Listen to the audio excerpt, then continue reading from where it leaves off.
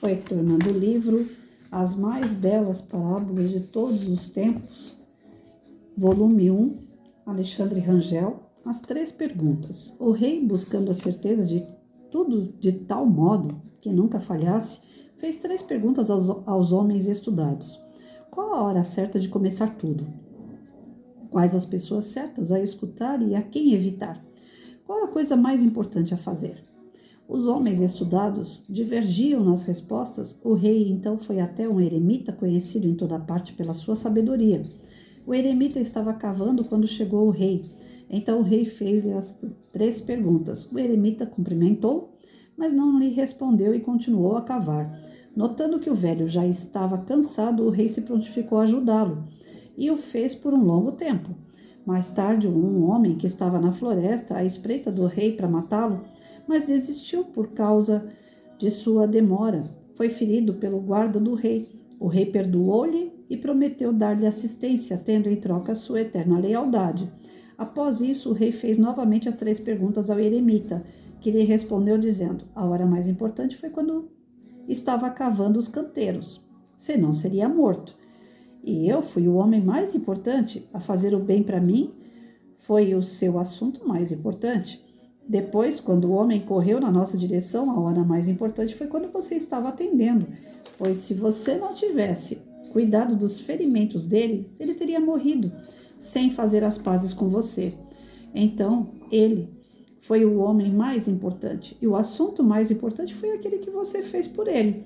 Então, lembre-se, existe apenas uma hora que é importante. Agora é a hora mais importante, porque é a única hora em que possuímos algum poder. Então, aqui eu jogo a pergunta para vocês, né? Qual a hora certa de começar tudo? Quais as pessoas certas a escutar? E quem vocês devem evitar? Qual a coisa mais importante a fazer? Quando a gente vai preparar a aula, professores, né? Porque esse canal é mais voltado a professores e pais. Quando a gente vai preparar a aula, a gente vai planejar um filho, a gente não fica, qual é a hora certa para trabalhar determinado assunto como professor? Qual é a hora certa para se planejar a ter um filho? Quais as pessoas que vão escutar o que eu tenho para dizer e quais eu devo evitar, tanto como mãe ou professora? Qual a coisa mais importante a fazer dentro do processo ensino-aprendizagem como professora? Qual a coisa mais importante a fazer na educação do meu filho? Essas perguntas, elas devem estar constantemente dentro de nós. São perguntas que vão norteando os nossos passos enquanto pais e professores. São perguntas importantíssimas que vão transformar tanto nós como também aqueles que são dependentes das nossas orientações enquanto pais e professores. Todas as vezes que eu iniciava minha aula, isso eu aprendi com uma coordenadora, a gente deve fazer uma pauta na lousa. Eu não sabia disso. Eu chegava na sala, pelo que eu tinha estudado na faculdade, no magistério, eu apenas falava para os alunos: olha, hoje nós vamos ver português, tal coisa, interpretação de texto, ortografia, hoje nós vamos ver multiplicação em matemática. Eu falava, né? E aí, como dizia meu pai e minha mãe, as palavras voam e vão embora e as pessoas nem, quando você escreve, não perpetua. E eu aprendi com a minha coordenadora que eu deveria escrever na lousa, colocar uma pauta, faz o cabeçalho, né, o nome da cidade, o dia, mês, ano, nome da escola, o nome do aluno, aqueles que estão no período de alfabetização, eles precisam escrever o nome diariamente, a série que eles estão, o nome da professora, depois escreve lá a pauta, os assuntos, as disciplinas que vão ser trabalhadas naquele dia. Então, eu precisava colocar aquilo na lousa diariamente antes de iniciar a minha aula. Por quê? Qual é a hora certa para trabalhar multiplicação com os meus alunos? Hoje. Então, hoje eu vou colocar na minha pauta multiplicação. Quais as pessoas que vão escutar isso aí? É voltado aos meus alunos, a multiplicação. Quem não precisa ver multiplicação? Qual é o aluno que precisa mais e o que precisa menos? Como que eu vou trabalhar o mesmo tema com essas divergências em sala de aula, dos alunos que são mais adiantados e os que estão menos adiantados? O que é mais importante? Qual é a coisa mais importante a fazer dentro desse processo para atingir os objetivos, que é a multiplicação? Então, diariamente, na hora de fazer uma pauta na lousa, eu tinha que refletir sobre todos os passos que eu ia dar. O planejar não é só pegar um livro e falar, hoje eu vou tirar daqui um texto e vou fazer uma interpretação e pronto, minha aula hoje vai ser isso. Eu não podia tirar uma aula do nada para o nada, para nada. Eram pessoas que estavam me esperando, eram pessoas que precisavam de fato de algo para se desenvolver. Então, quem está planejando essa vida de desenvolvimento, de conhecimento para essas crianças não sou eu enquanto professora, então tem que ter seriedade. Para isso, eu preciso refletir. Por quê, para quem, como, onde, como. A gente precisa fazer questionamentos para entender o processo, para se colocar no lugar do outro, como que ele vai estar aprendendo isso, se é importante para ele isso. Como eu falei num outro vídeo, eu tive um aluno que estava lá pensando em como ele ia matar o cara que matou o irmão dele, e eu ensinando extrativismo, agricultura e pecuária. Será que isso fazia alguma diferença na vida desse cara? Nada. Aqueles que me pediam para comer uma pizza durante o horário de aula, que pulavam o muro da escola, buscavam uma pizza, vinham comer uma pizza, eles precisavam daquele momento. Depois que eu dava a pizza para eles na sala de aula, 15, 20 minutos que eles se alimentavam ali, eu podia dar minha aula de geografia. Eles davam espaço para mim. Se eu não desse esse momento para os meus alunos, não ia fazer sentido nenhum. Eles saem do serviço, cansado, com fome, ficam na sala de aula pensando, o que eu vou comer? Não vejo a hora de aula acabar, estou com fome. Então, para muitos de fora, Patrícia está deixando seu aluno pular o muro da escola buscar uma pizza. Eram tudo marmanjo, né? Era tudo de maior. Eu dava aula no noturno. E eu deixava. Mas tá errado, Patrícia. Não, mas eu deixava. Na minha responsabilidade eu deixava, porque eu sabia que os meninos só iam atravessar a rua, pedir a pizza, voltar para a sala de aula, comer e estudar. Porque o problema deles não era bagunça, o problema deles era fome.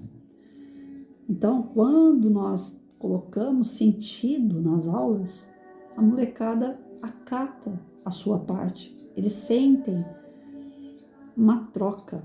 Agora, se você não permite algumas coisas na sua aula, não dá uma flexibilidade, você não se coloca no lugar do outro, você perde essas pessoas. Você desmerece as reais necessidades delas. Então, às vezes eu via meus alunos meio abatidos por algum motivo, que daí eu falei aqui, prova, eles adoravam fazer comigo. Porque eu já chegava na sala com geladinho na mão, com sorvete, com esfirra, alguma coisa eu levava na sala de aula. E eles já falavam, professora, vai ser difícil a prova? Eles já sabiam que ia ter alguma coisa, porque eu estava ali agradando eles, amaciando a carne, para depois entrar com aquele recurso, que é a avaliação, que muitas vezes tira a criança do eixo. Ficam ansiosas, nervosas e vão mal. Às vezes a criança é boa, ela tem conhecimento, mas fica nervosa na hora da prova. E essas perguntas, se a gente for ver, são perguntas que nos melhoram enquanto pessoa. Não é? Qual a hora certa de começar ou de recomeçar? Tem momentos que a gente tem que parar com o que está fazendo e recomeçar de forma diferente. Qual vai ser essa hora? Ele fala aqui, é hoje, não espera amanhã pode ser que não aconteça. A melhor hora é hoje, se programe para hoje. Quais as pessoas que merecem estar nesse seu recomeço ou nesse seu começo? Que pessoas você quer ter em volta? É incrível como às vezes as pessoas que estão em nossa volta, mesmo sem querer, invejam os nossos passos, invejam as coisas que nós conquistamos, que nós fazemos. Eu tenho uma facilidade tão grande para isso e é tão triste isso. Às vezes eu tiro foto do meu cachorro, aí uma pessoa já comenta lá, se eu tivesse um cachorro igual a esse. Você já vê que no íntimo a pessoa tem um quesinho assim de inveja. Né? Então é complicado. Quais são as pessoas que realmente merecem saber sobre a sua vida, de estar com você no seu dia a dia, de ver o seu progresso, de acompanhar o seu progresso? Quais são as pessoas que não merecem estar do teu lado? Agora, no caminho, quando eu vinha da hidroginástica, um amigo meu, eu vivo pegando no pé deles, né? Como eu sempre falo aqui, que eu quero meu bom dia, eu quero manter o contato. Tem pessoas que trabalharam comigo que hoje mal falam bom dia. Eu falo, poxa, é um ciclo que se fechou, né? Já que eu não trabalho mais com eles, não faço mais a diferença, não querem mais a minha amizade ou se afastaram, sei lá. E enquanto tem pessoas agindo dessa forma, tem outros que não esquecem de mim.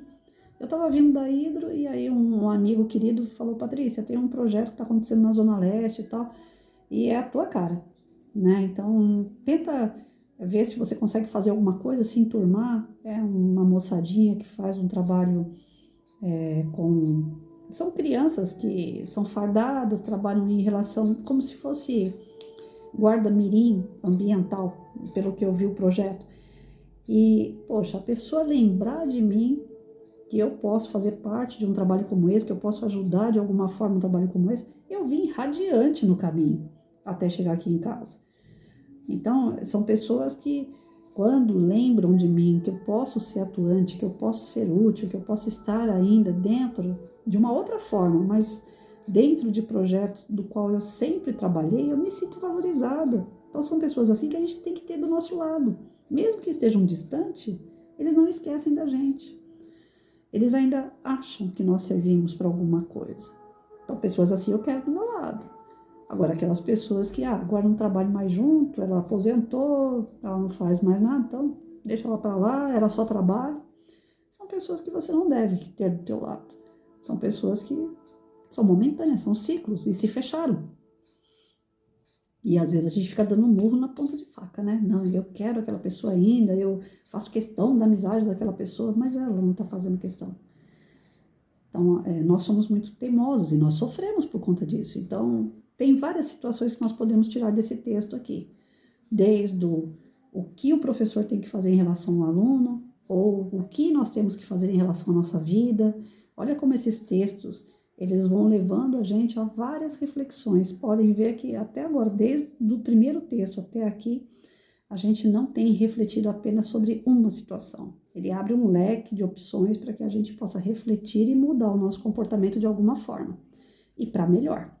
Então, qual é a coisa mais importante a se fazer? Mudança, o tempo todo. Nós não podemos criar raiz. Nós não podemos achar que já somos os donos da verdade, que já sabemos tudo e que paramos por aí, porque a vida é uma constante e nós também temos que ser, enquanto pessoas, profissionais, pais, mães, e assim é a nossa vida. Ela é uma constante e o ser humano tem que acompanhar isso, tem que estar sempre se renovando, sempre buscando algo que te motive, que te traga um pouco de, não adrenalina, bem dizer, mas que te traga, qual é a palavra mais correta que eu posso usar agora? Que te incomode, para você não ficar parado. Então, o que a gente pode fazer de importante agora, hoje, nesse momento? Desligando o vídeo, o que hoje é importante para mim? O que eu posso mudar nisso que é importante? Na minha vida, na minha profissão, com as pessoas em minha volta. Preciso mudar as pessoas? Preciso mudar de casa, de emprego, de postura, de pensamento? O que é a coisa mais importante hoje, agora, nesse momento? Porque o momento é hoje, é agora. E qual é a coisa mais importante que eu posso mudar? Vamos lá.